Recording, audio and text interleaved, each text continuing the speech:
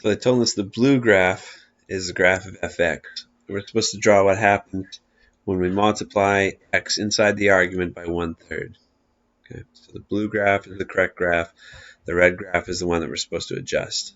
So let's just go by the points and the coordinates of those points. Here we have 0 in for x, 0 in for y. That means if we plug in 0 into our transformation, 1/3 times 0 should give us 0, and f of 0 just gives us 0 again. So we should drag this red dot down here.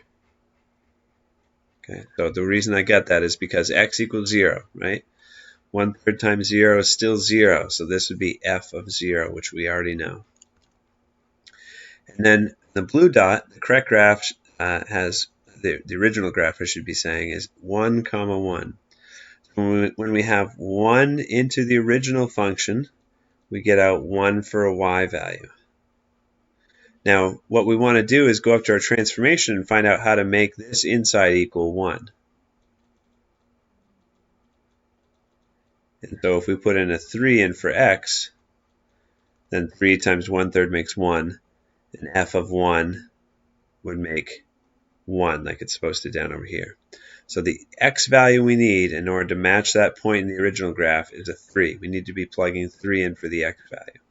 So with the red dot, we need to go over to 3 on the x, 1 on the y, and then put a dot.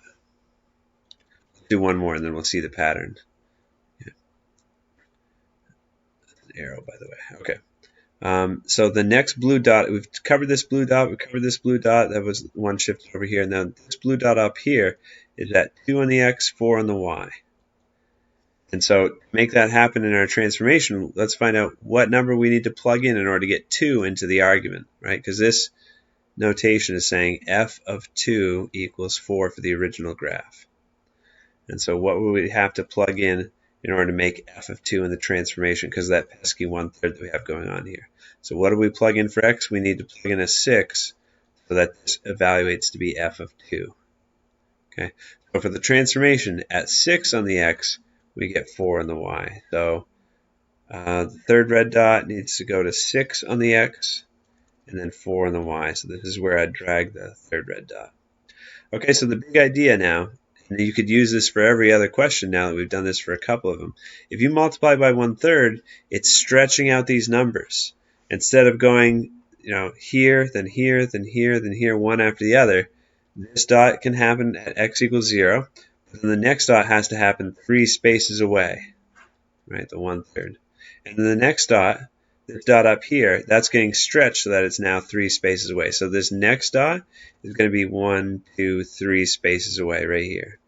And then this next dot is 3 spaces away. So 1, 2, 3 spaces away. So there's the full transformation.